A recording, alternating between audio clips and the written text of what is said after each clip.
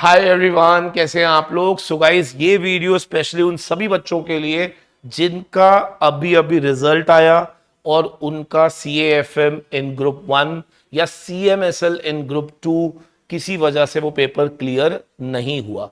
तो इस वीडियो को बिल्कुल एंड तक आपने देखना है। इसमें मैं आपको कंप्लीट गाइडेंस सेशन दूंगा कि अब हमें क्या करना चाहिए, व्हाट नेक्स्ट, कैसे अब इंश्योर करें कि सर इस बार हम क्लियर हो जाएंगे, कहाँ हमारी गलती रह गई, ये हम कैसे पता लगाएं। ठीक है ना। तो ये सारी चीज़ों पे हम लोग डिस्कशन करेंगे। वीडियो को एंड तक देखिएगा और स्पीड ज़्यादा मत करिएगा। वीडियो की समय नहीं है अभी, तो वीडियो को सेव कर लो। जब आपके पास समय हो तब आप इस वीडियो को देखिएगा। एंड प्लीज़ हर उस बच्चे तक इस वीडियो को शेयर कर दीजिएगा जिन बच्चों को ये प्रॉब्लम्स हैं या जिन बच्चों के ये पेपर्स क्लियर नहीं हुए हैं। ठीक है। और इस वीडियो के एंड में मैं आप लोगों के साथ डिस्कस करूंगा एक कंप्लीट शेड्यूल, जिसमें हम लोग बात करेंगे कि अब हम आगे कैसी प्लानिंग करेंगे, मैं आपको कैसे हेल्प करूंगा आपके इस एग्जाम को क्लियर करने में। And I will make sure कि इस बार आपका ये पेपर 100% क्लियर हो जाए। ठीक है जी, लेट्स बिगिन नाउ। तो गाइस, सबसे पहले ना हम लोग किसी भी चीज तक पहुंचने से पहले तो मैं आपको बताता हूं कि let's find out why we failed, हम फेल क्यों हुए। तो पहले ना मैं आपको बताता हूं कि पास होने के लिए क्या क्या चीजें इंपॉर्टेंट होती हैं। अगर आपको लग रहा है कि आपने ये सारी चीजें करी थी, बावजूद इसके अगर आप फेल हुए हो, तो trust me, then it is a matter of worry. Because in that very case क्या यहां पर रीजन फाइंड आउट करना डिफिकल्ट हो जाएगा कि मैं फेल क्यों हुआ। ठीक है। तो वहां पर मैं आपको सजेस्ट करूंगा कि जो मैं लिखने जा रहा हूं, अगर इनमें से कोई प्रॉब्लम आप में नहीं थी और बावजूद इसके आपके नंबर नहीं आए, तो बेटा आपको बिना दिमाग लगाए या तो अपने पेपर को रिवैल्यूएशन पे डाल देना या फिर आप अपनी शीट्स मंगवा लेना, मेरे को भेजना, आई विल चेक कहां गड़बड़ हुई है। ठीक है जी। अब मैं आपको बताता हूं कि what are the primary steps. Primary steps क्या होते हैं जब हम एक पेपर में जाते हैं, तो क्लियर करने के लिए या अच्छे नंबर लाने के लिए क्या क्या चीजें इंपॉर्टेंट होती हैं। ठीक है। सबसे पहली चीज इंपॉर्टेंट होती है बेटा कॉन्सेप्ट क्लैरिटी। दोस्तों, ये एक ऐसी चीज है जिसके अंदर किसी तरह का कोई कॉम्प्रोमाइज ही नहीं हो सकता। चाहे आप कोई लॉ का पेपर दे रहे हो, चाहे आप एक प्रैक्टिकल पेपर दे रहे हो, अगर आपके कॉन्सेप्ट क्लियर नहीं है, अगर आपको मालूम ही नहीं है कि इसको कैसे पढ़ना है, तो दोस्तों ये चीज मैं आपको बता दूं कि ये आपके लिए बहुत मुश्किल हो जाएगा।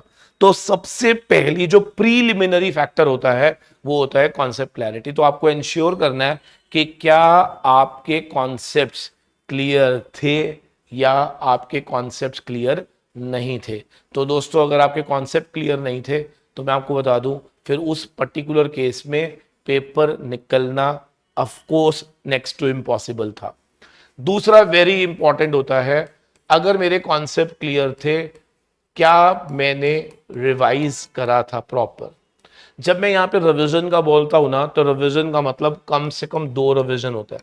दोस्तों, प्रोफेशनल एग्जाम के अंदर जितनी ज्यादा आप रिवीजन करते हो, उतना आपके प्रोबेबिलिटी ऑफ पासिंग बढ़ जाती है।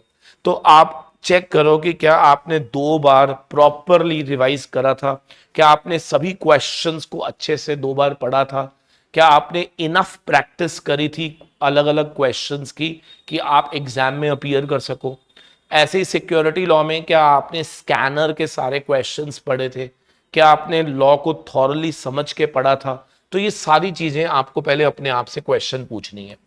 तीसरा वेरी इंपॉर्टेंट, कई बार क्या होता है कि हमें लगता है कि हमें आ गया है, हम लोग रिवाइज भी अच्छे से कर लेते हैं, लेकिन हमने नोटिस करा कि हम एग्जाम वाले दिन उन कॉन्सेप्ट्स को रिकॉल नहीं कर पाए। देखिए, कई बार क्या होता है पता है कि मेरे को लगता है मेरे को आता है, लेकिन पेपर में मैं ब्लैंक हो जाता हूँ। तो अगेन प्रॉब्लम वही है, यहाँ पे इसको बोलते हैं परफॉर्मेंस प्रॉब्लम। परफॉर्मेंस प्रॉब्लम का मतलब होता है कि भाई जब समय आता है परफॉर्म करने का, तो मैं वहां पर एकदम से ब्लैंक आउट हो जाता हूं, मेरे को समझ ही नहीं आता कि भाई मेरे साथ क्या हुआ है। तो दोस्तों, अगर आप इस फेज में आ रहे हो, तो इसका मतलब समझो क्या है कि आप रिकॉल क्यों नहीं कर पा रहे, क्योंकि आपने रिवीजन जो थी की थी वो इफेक्टिव रिवीजन नहीं थी। इफेक्टिव क्या होती है बेटा? इफेक्टिव रिवीजन होती है कि आप रिवीजन ऐसे करो कि आपके कॉन्सेप्ट्स आपके दिमाग में छप जाए, लेकिन अगर आप सिर्फ ऊपर ऊपर से रिवाइज कर रहे हो तो फिर डेफिनेटली वो एंड में रिकॉल नहीं होता, ठीक है ना। सो ये 3 मेजर बेसिक चीजें होती हैं जो हमारे लिए इंपॉर्टेंट होती हैं। अगर ये तीनों आपने करी थी, बावजूद इसके पेपर आपका क्लियर नहीं हुआ, तो it is a matter of worry. अच्छा, जब मैं बोलता हूँ ना पेपर क्लियर नहीं हुआ, तो यहां पर ना एक चीज समझना कि अगर किसी के 41, 42, 43 आए हैं या किसी के 39 आए हैं, तो मैं आपको बताऊं कि आप बिल्कुल एज पे ही खड़े हो। थोड़ी सी मेहनत और बढ़ा दो अपनी, थोड़ी सी रिवीजन और करो, थोड़ी सी प्रैक्टिस और करो, आपका रिजल्ट बदल जाएगा। लेकिन ऐसे बहुत सारे बच्चे थे इस बार जिसमें CAFM के अंदर मैं देख के हैरान हो गया, सिंगल डिजिट रिजल्ट आया। एक्चुअल में पिछली बार भी आया था ये, पिछली बार ना पेपर डिफिकल्ट था, इस बार पेपर वॉज नॉट डिफिकल्ट कि बच्चे के 1, 2 या 3 नंबर आने चाहिए। तो ये एक बहुत बड़ा मैटर ऑफ वरी है। अगर किसी बच्चे के सिंगल डिजिट में नंबर आए हैं तो बेटा जी, मेरे पास ऐसे ऐसे बच्चों के मैसेजेस आए कि सर सिंगल डिजिट आया है, मेरे को लग रहा है ICSI ने चेकिंग गलत करी है, कोई टेक्निकल ग्लिच हुआ है, ऐसा तो हो नहीं सकता था। तो देखो, जिन लोगों को बिल्कुल ऐसा लग रहा है ना, तो आप क्या करो, अपनी अपनी आंसर शीट मंगवाओ और मुझे भेजो, मैं चेक करूंगा। अगर वाकई में ही मुझे लगेगा कि नंबर तो बनते थे बट आपके आए नहीं है, तो बेटा जी आपके बिहाफ पर ICSI से हम लोग प्रॉपर इस बारे में बात करेंगे कि पेपर के साथ क्यों अनफेयर चेकिंग हुई है। लेकिन मुझे अभी भी लगता है कि ऐसा है नहीं। ऐसा मैं क्यों बोल रहा हूं, क्योंकि ना बहुत सारे स्टूडेंट्स के रिजल्ट आए, तो 70s में भी बच्चों के नंबर आए हैं, 60s में भी आए हैं, है ना, 50s में भी आए हैं। तो मुझे कई बार ऐसा लगता है कि क्या वाकई में ही बच्चे ने कुछ गड़बड़ तो नहीं करी, और अगर ऐसा है तो वो मैं आपकी आंसर शीट देख के बता ही दूंगा कि कहीं ऐसा ना हो कि आप ही कुछ गलत लिख रहे हो जिसकी वजह से आपको नंबर नहीं मिल रहे हैं, ठीक है ना। तो सिंगल डिजिट वाले बच्चे जो है ना, वो तो आप ध्यान रखो कि आपको शीट मंगानी है, क्योंकि कुछ तो गड़बड़ हुई है, या तो तुम्हारे एंड पे हुई है या इंस्टीट्यूट के एंड पे हुई है, वो चेक करना जरूरी है, नहीं तो वो गड़बड़ दोबारा रिपीट हो जाएगी तो फिर गड़बड़ हो जाएगी फिर से, ठीक है ना। तो आपके लिए तो मैंडेटरी है कि आप शीट मंगाओ and share with me, so that हम लोग चेक कर सकें कि ऐसे क्या करके आए हो आप कि आपको 0 नंबर, 1 नंबर, 2 नंबर मिल रहे हैं, है ना। तो आप समझ सकते हो यार, प्रोफेशनल एग्जाम है, 0 नंबर, 1 नंबर का तो कोई मतलब ही नहीं है ना। किसी को भी जाके बिठा के आ जाऊंगा ना भाई, कुछ तो लिख कर ही आएगा ना, तो 0 नंबर का तो कोई मतलब ही नहीं होना चाहिए। तो वो वाली बात है, ठीक है ना। चलिए, तो मैंने आपको बता दिया कि अगर आपने ये सब करा था फिर भी क्लियर नहीं हुआ, और क्लियर होने का ना होने का मतलब ज्यादा मार्जिन से नहीं हुआ, तो या तो शीट मंगा लो या रिवैल्यूएशन करवा लो, ठीक है ना। कुछ बच्चे ऐसे हैं जिन्होंने ये करा ही नहीं था, तो बेटा फिर तो आप एक्सेप्ट कर लो। अगर इनमें से कोई भी चीज मिसिंग है तो बेटा फिर पास होने के चांसेस तो पहले से ही कम हो गए।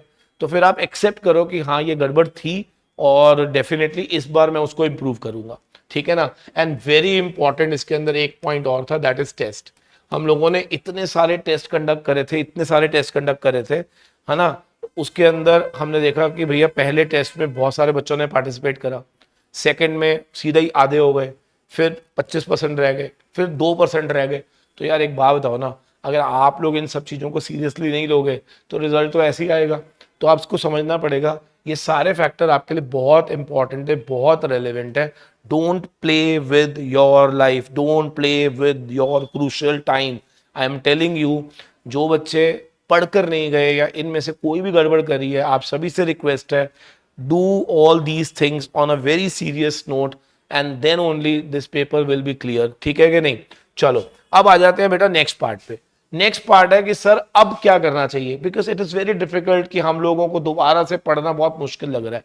दोस्तों आई कैन अंडरस्टैंड, दोबारा से पढ़ना आसान नहीं होता, लेकिन पढ़ना तो पड़ेगा ही। तो उसके लिए मैंने कुछ सोचा है, मैं आपके साथ डिस्कस करता हूं, ध्यान से सुनिएगा। देखिए मुझे क्या लगता है कि अगर आप मेरे YouTube channel C Arun Setia classes में जाओगे तो वहाँ पे आपको CAFM की प्लेलिस्ट मिल जाएगी, ठीक है। सी अरुण सेतिया क्लासेस यानी कि इसी YouTube चैनल के अंदर आपको ये प्लेलिस्ट मिलेगी, ठीक है। और अगर आप देखोगे तो CMSL के अंदर जो प्लेलिस्ट है वो VG स्टडी हब पे आपको मिल जाएगी। तो ये मेरी प्लेलिस्ट है, 2 अलग अलग जगह पे पड़ी हुई हैं, तो आप अकॉर्डिंगली वहाँ से अपनी क्लासेस को यहाँ से देख सकते हो, ठीक है।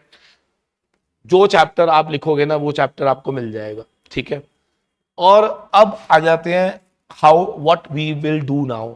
अब मैं ना प्लान कर रहा हूं कि आप लोगों के साथ ना एक प्रैक्टिस सेशन सीरीज स्टार्ट करने की, अब ये प्रैक्टिस सेशन सीरीज वही बच्चे अटेम्प्ट कर पाएंगे जिन्होंने क्लास या तो मुझसे ली है, या फिर अगर मुझसे नहीं ली तो वो रिवीजन में वो चैप्टर देख चुके हैं।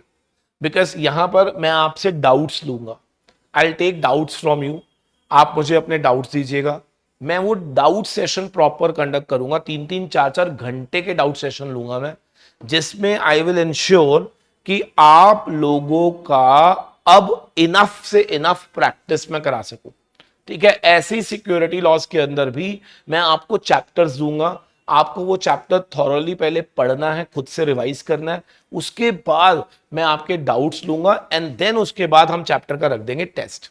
सो this is the way we will follow the things. ठीक है, अब यहां पर ना आपको क्या करना है, एक नीचे टेलीग्राम चैनल का लिंक मैं आपको दे रहा हूं। ठीक है, मैं व्हाट्सएप का लिंक नहीं दिया मैंने, बिकॉज व्हाट्सएप के अंदर बड़े सारे ग्रुप बन जाते हैं, कई बार ऐसा होता है कि 1,500-2,000 बच्चा ज्वाइन कर लेता है और वो पता ही नहीं चलता। तो टेलीग्राम चैनल का मैं लिंक दे रहा हूं, तो आपने क्या करना है, उस टेलीग्राम चैनल को ज्वाइन कर लीजिएगा फॉर CAFM CMSL, और अगर आप फाइनल में है फॉर SMCF, तो उसके अंदर सारी की सारी इंफॉर्मेशन, कब कौन सा चैप्टर का टेस्ट है, कब कौन से चैप्टर को हम लोग लिंक करने जा रहे हैं, तो ये सब चीजें मैं वहां पे डाल दिया करूंगा। ठीक है ना, जिससे आप सब कनेक्टेड रहोगे, आप सबको पता रहेगा कि yes this is the way we are moving.